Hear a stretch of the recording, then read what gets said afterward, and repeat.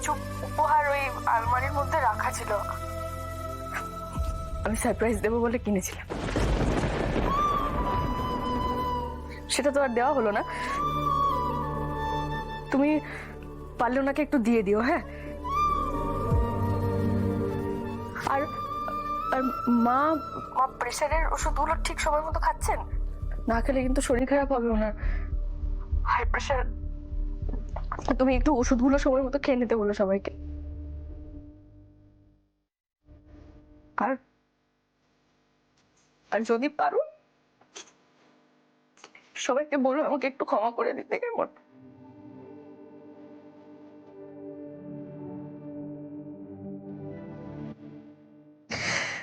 যাকে এইটুকুই বলার ছিল। এই শোনো, এই বাড়িতে তোমাকে কেউ আর কোনোদিন ক্ষমা করবে না।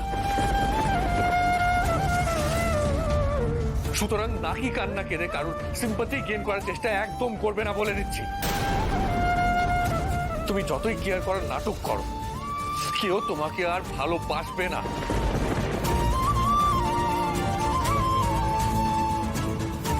তোমার সমস্ত সারপ্রাইজ গিফট, তোমার সমস্ত স্মৃতি আমি ডাস্টবিনে ছুঁড়ে ফেলবো। মনে রাখবো না তোমাকে, আর মনে রাখবো না।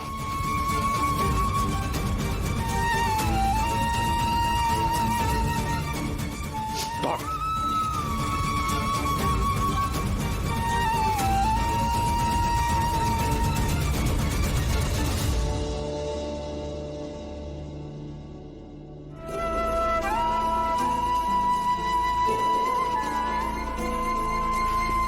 বুঝি এই কাঁদছিস কেন?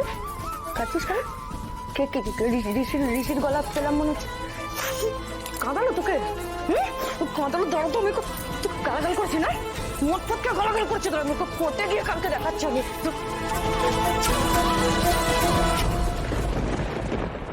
এই ব্যবহারটাই তো পাওয়া উচিত আমার আপনার কাছ থেকে। ঠকিয়েছি তো আমি আপনাকে, সত্যিই তো। আপনার রাগটা একদম জাস্টিফাইড, কিন্তু কিন্তু এত রাগ করলে যে আপনার শরীর খারাপ হয়ে যাবে সেটা যে আমি মানতে পারবো না। আমি তো ভালোবাসি আপনাকে।